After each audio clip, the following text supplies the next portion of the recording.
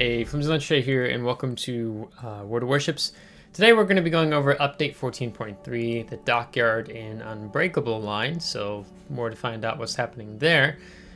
So this goes live on NA on Wednesday, April 2nd, or on EU on Thursday, April 3rd. And then you have the update video. I'm not going to play it here, but you can check it out. It looks like maybe they're teasing Airship Escort coming back. Thank you for giving articles a read. You can get the 1 day of premium account as always, so make sure to pick that up. Sometimes if I'm like on my EU, I don't think I have any premium time right now, so I wait until the day I'm maybe going to get on and play EU and I claim it. So just a little tip there. So it's time to be slaves once again, and another dockyard coming into the game. So I'll do a specific video on the dockyard to give you overview and advice on that. But it looks like it's the, I don't know how to pronounce this, the Blücher? Be ready to pick up the new Gambia as an intermediate reward. In history, it was a sister ship to the Hipper. It was one of the key participants in the German invasion of Norway, Denmark in 1940. Ah, yes. This sunk in just outside of Oslo, in the fjord. I don't remember the name of that spot. I feel like it starts with a D, but I could be wrong. Yeah, I got sunk by torpedoes. Serving as a flagship, the squadron intended to gain control of Oslo, sunk in battle by Norwegian coastal fortifications that launched torpedoes. She remains the only ship to have been sunk by short-launched torpedoes. Oofda.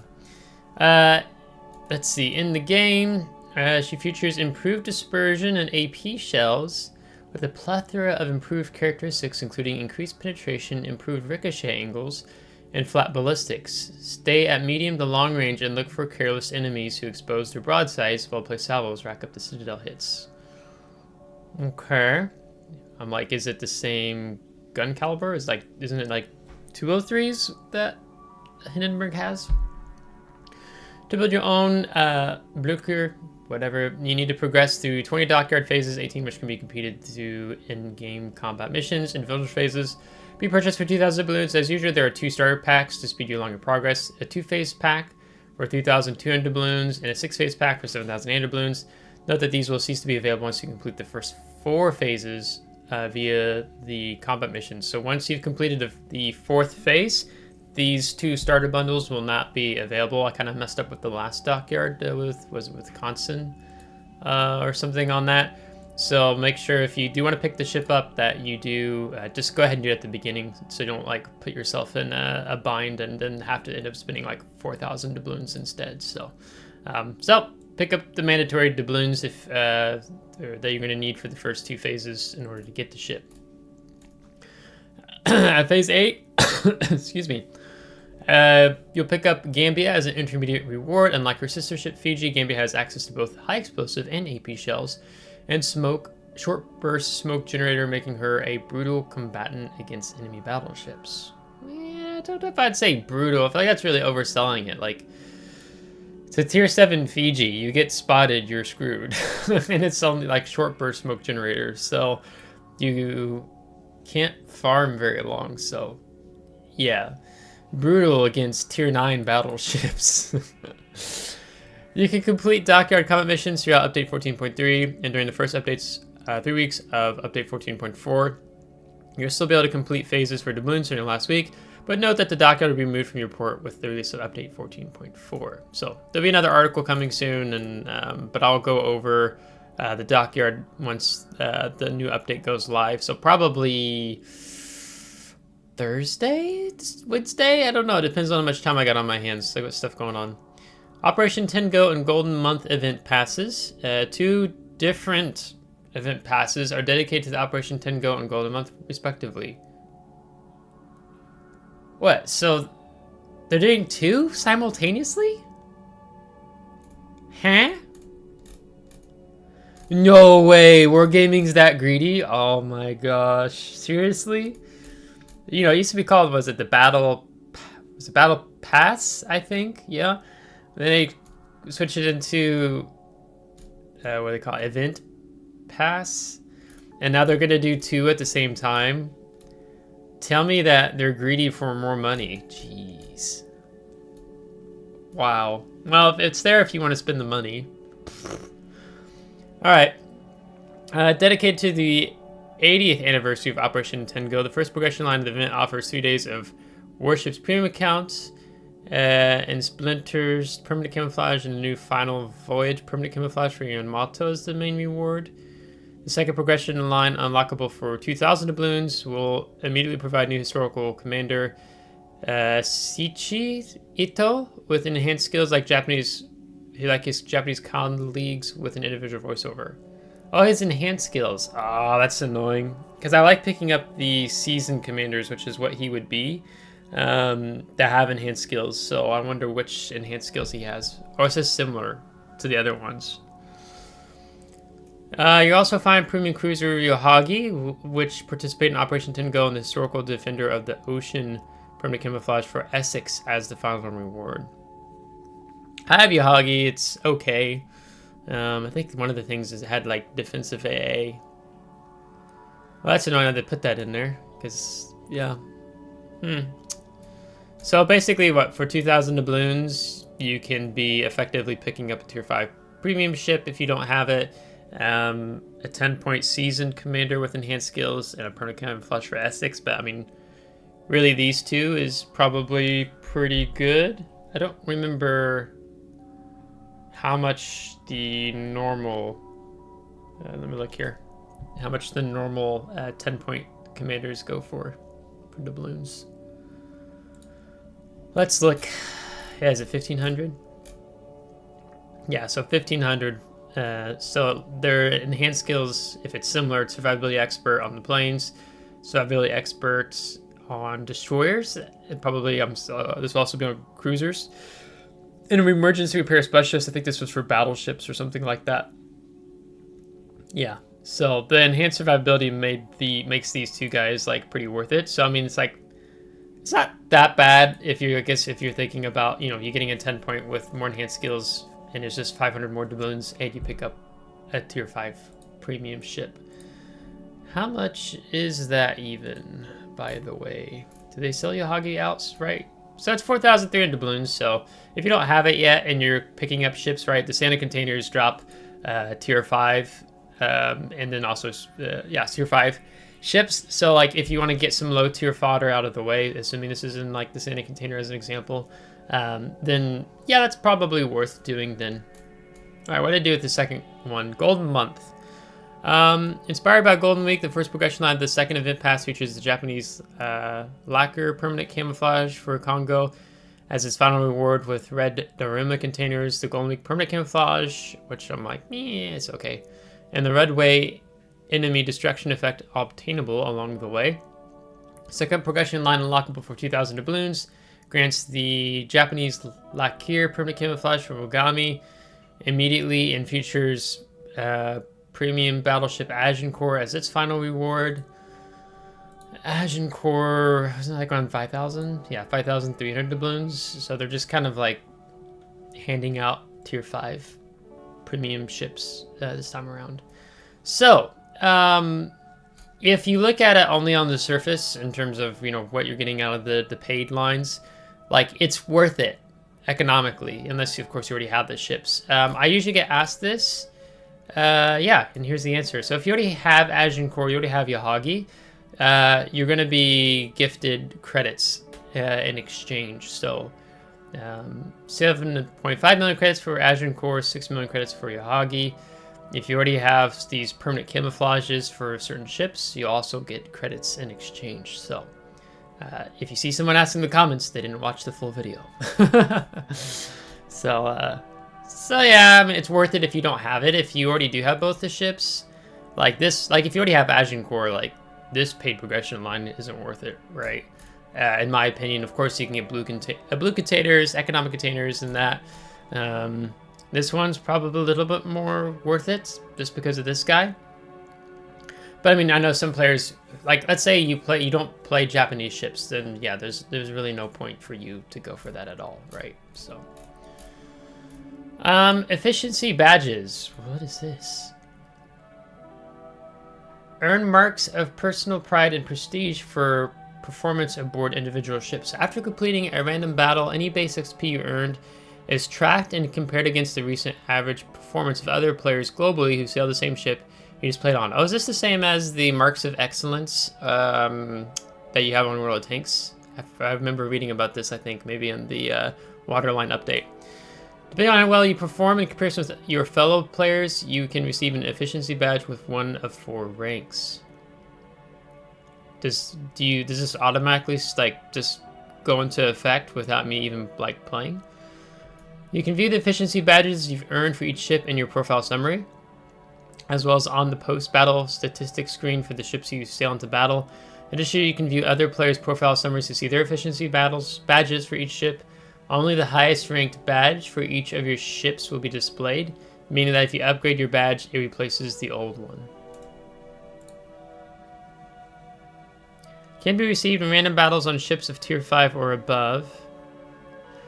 Earn more base XP in a single battle than the average highest experience of certain percentage of all players in the same ship. Efficiency badges can be earned multiple times. The highest efficiency badge received will be displayed on the summary screen. To receive the highest efficiency badge, earn more base XP in a battle than 99% of all players on the ship.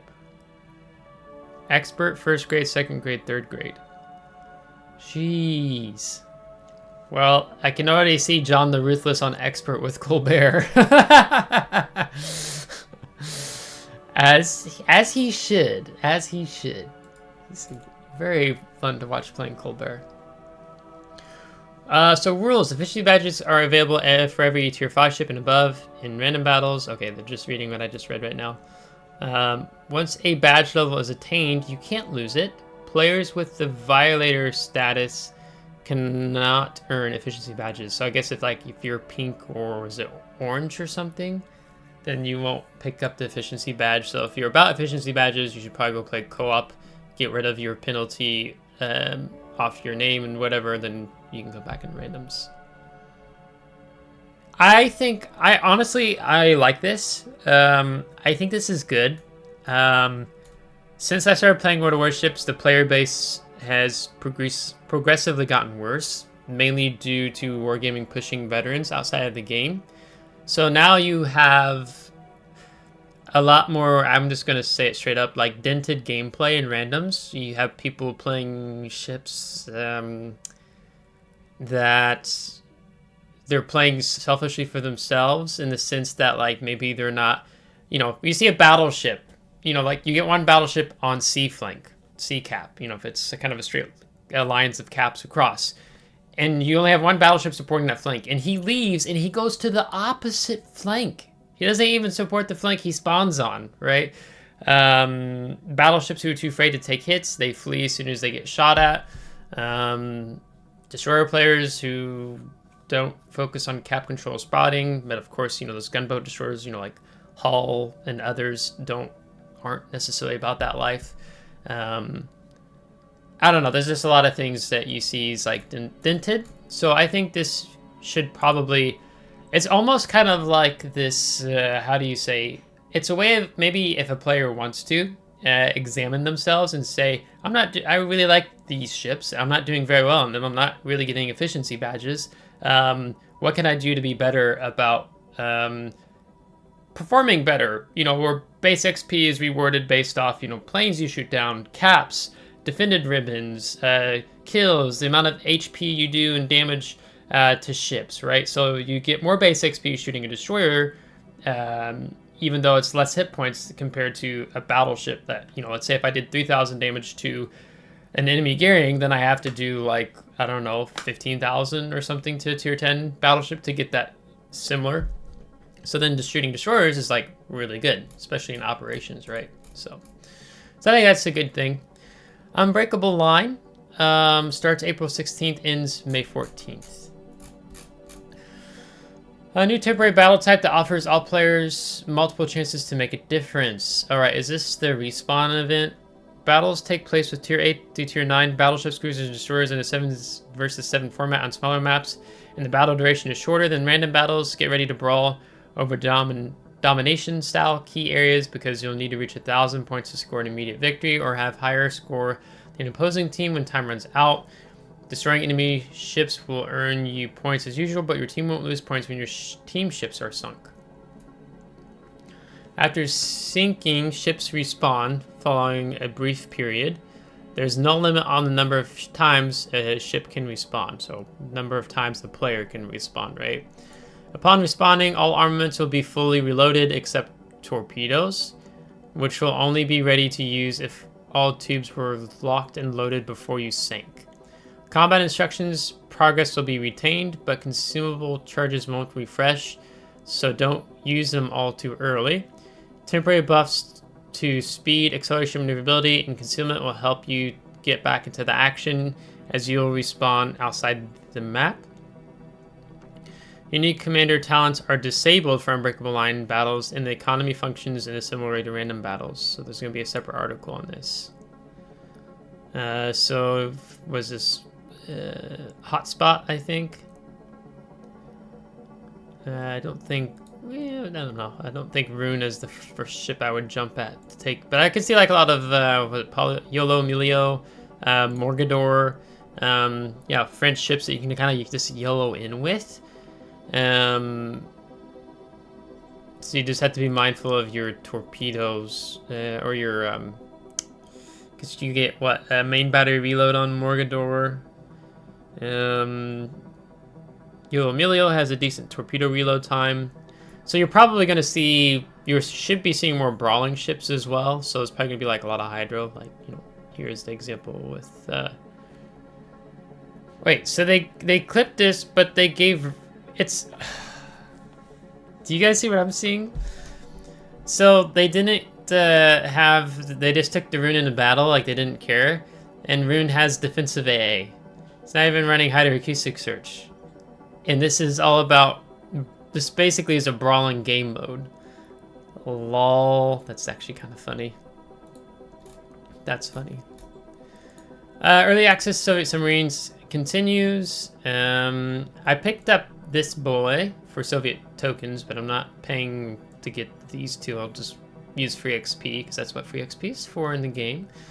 Because I'm never playing a submarine again. Yeah, so that's just still ongoing. With the release of update 14.4, Soviet submarines will become available for everyone via the tech tree, and any unused Soviet tokens will automatically be converted into credits at the rate of 1 token. So 15,000 credits. So I think I spent them all the other day, but I have to double check. Brawls is back. 5 Brawls between April 7th till well into the next update, I'm assuming. So, Brawl 1, 3v3, Tier 8 destroyers, cruisers, battleships, no more than 2 battleships, 2 cruisers, 1 destroyer per team, divisions up to 3 players. Brawl 2, 4v4, Tier 9 cruisers, divisions up to 4 players. And you see there's no restrictions on classes. Oh, sorry. Just Tier 9 cruisers. Brawl 3, Tier 10 battleships, 4v4, division up to 4 players. Battles utilize epicenter mode only. Brawl 4, 2v2, Tier 7 battleships, cruisers, destroyers, no more than 1 cruiser, 1 destroyer allowed, divisions up to 2 players. Brawl 5, Tier 10 destroyers, divisions up to 2 players, battles utilize epicenter mode only. So there's no aircraft carriers or submarines. I mean, in my opinion, those are the most unpopular brawls. Armory, the new ship for the Narvik to Dunkirk. Oh, a new ship, the from Narvik to Dunkirk adventure, Golden Month and more.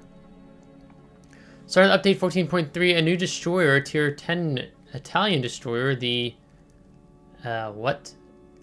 Abereco da Babbiano will become available in the army for 30,000 steel.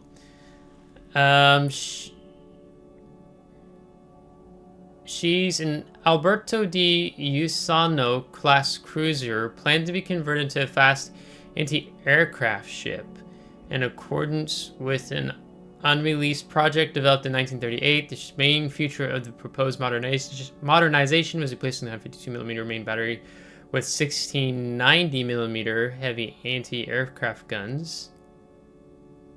The project was never carried out in Albereco di Barbiano, was sunk in December 1941 during the Battle of Cape Bon in her original configuration as a light cruiser. So this is a what-if ship. Okay, so, what? So she's armed with a unique main battery of 16 90mm guns. With access only to semi-armor piercing shells, she features extremely high damage per minute, with reasonable shell penetration of 26mm, allowing her to damage enemy destroyers. So this also combats destroyers in the game that have, you know, wargaming is really good at the classic create a problem, solve the solution. So when you have destroyers, I think Elbing has it, but like Ragnar has a 25mm belt. Well, then what do? You sell a ship that has a gun that penetrates like 1mm above that. Like they did the same with the Libertad Los Andes. They're coated in 51mm. Well, then like Venezia's SAP, I think that's 52. And I mean, of course, that was already a ship existing in the game. So like the ship struggles against SAP and German heavy cruiser high explosive, and then Japanese heavy cruiser high explosive as well. Allowing her to damage enemy destroyers. I mean, most of course only have like what 19mm at high tier. Most cruisers and battleship superstructure.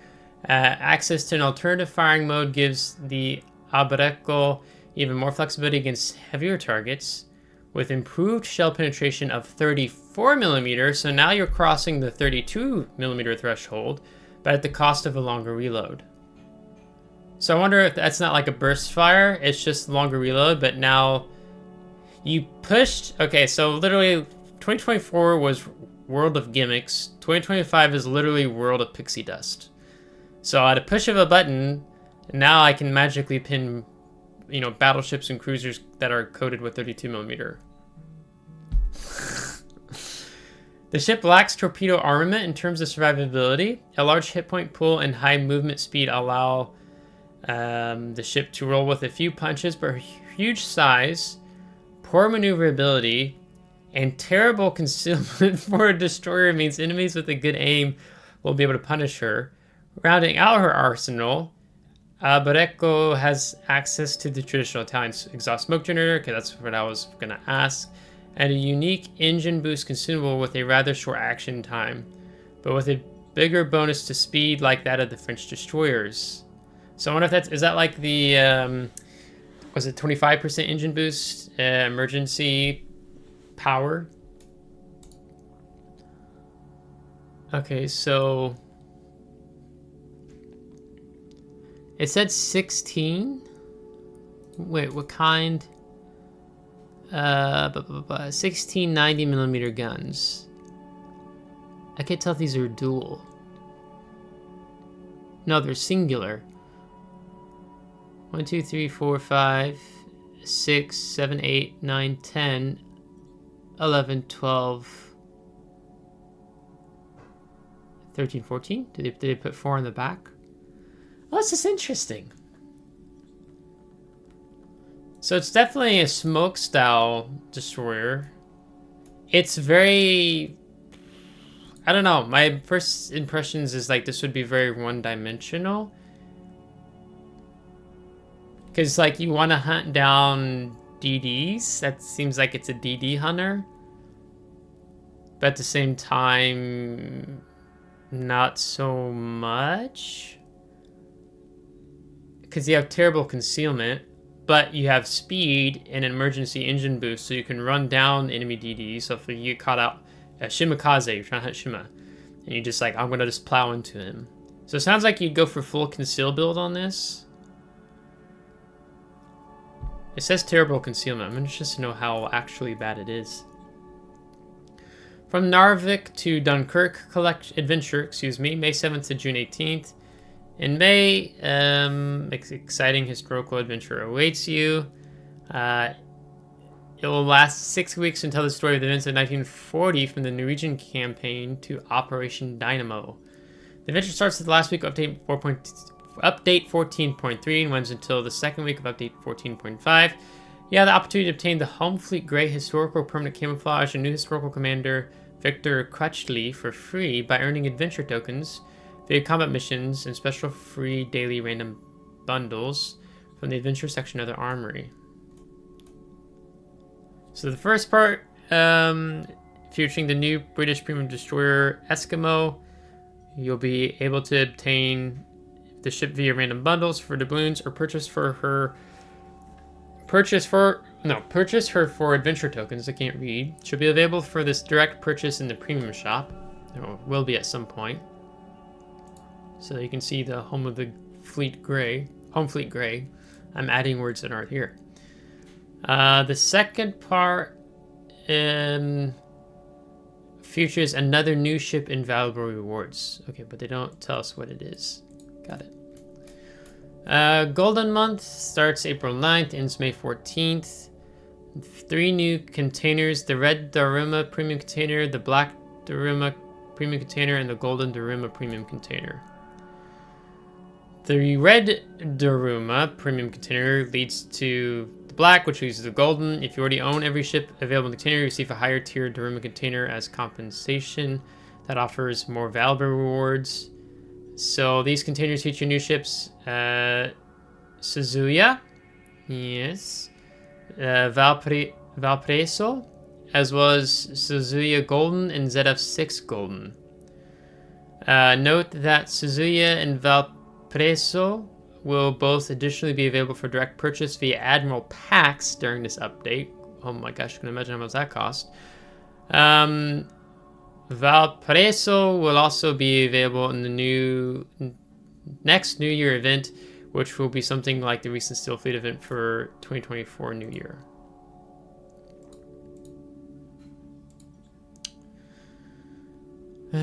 Copy and paste, but it's got a G in the name. It's different, guys. Heroic Clash Container from Update 14.3. Heroic Clash Containers will become available in the Army for 1,000 coal. You can take advantage of this opportunity to complete the Heroic Clash collection and get the Mount Fuji Sunrise permanent camouflage for Yamahari and a custom color scheme for the permanent camouflage of all Japanese submarines. That cracks me up. Like, camouflages for submarines. It just kind of, that just makes me laugh a little bit.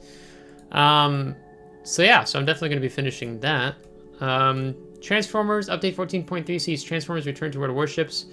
Welcome back the Autobots and Decepticons, as well as the numerous permanent camouflages and other themed content as part of another exciting World of Warships and Transformers collaboration. So, it's back. Game balance changes, returning the balance of certain ships based on our analysis of their combat effectiveness and player feedback.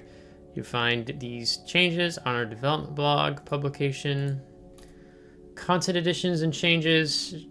The Japanese Lakir permanent camouflage for Asashio.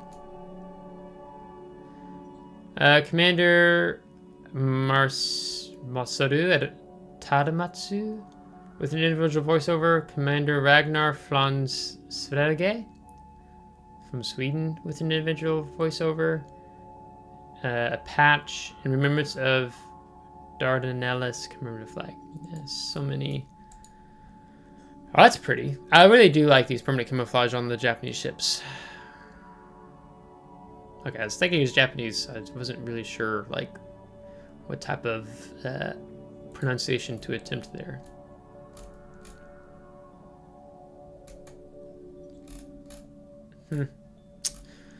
Other changes: fix a bug with the search and destroy interceptor commander skills, which should not affect the range for patrol fighters and interceptors as intended. Fix an issue which caused queuing time and division for operations to be longer than expected. Yeah, that was dumb. Fix a rare bug which sometimes caused ships to not spawn near the base in the Ultimate Frontier operation. Fix a bug which would sometimes prevent you from completing the Cherry Blossom operation. In rare situations during Operation Aegis, Allied convoy ships would reach the bottom of the map. And once there would not be enough time to evacuate those ships and claim victory in this operation. Yeah, that happened to me a few times because the team completely fell apart. As a result, we added a new defeat condition for Operation Aegis in case convoy ships reach the very bottom of the map. Oh, so then you just, if they reach the bottom of the map, you just lose. I mean, it might as well, like, you won't have time to get them back up to the evacuation point or whatever, designated point on the minimap. Fix a visual bug for submarine. Fix textures for some ships. Okay, well, I think we're just gonna roll with that. I don't think we're gonna make this video any longer. So, if you're a Transformers fan, pretty good stuff. If you like those lacquer permanent camouflages, you're pretty much in luck this update because you're gonna get multiple Congo, Mogami, and Istachio. This is interesting. Be interested to see people highlighting it on YouTube. Probably some other Brawls content creators, testers. Of course, those who have steel can just like pick it up. But it's kind of funny because I feel like most of the Italian ships outside, I quite like Venezia and Colombo. But really outside of those, I find the tech tree Italian ships to be quite like you only get a good Italian ship if it's premium. Like Wargaming needs to give some attention to the Italian tech tree ships in the game, I think. So, but outside the dockyard, so I'll do a video on it and give it more of a breakdown on that as well. So if you liked this video, give a thumbs up. If you didn't, give a thumbs down. Subscribe if you do want to see more. If you're subscribed, thanks so much. I appreciate it. And thank you to my Patreon supporters. Until next time, take care.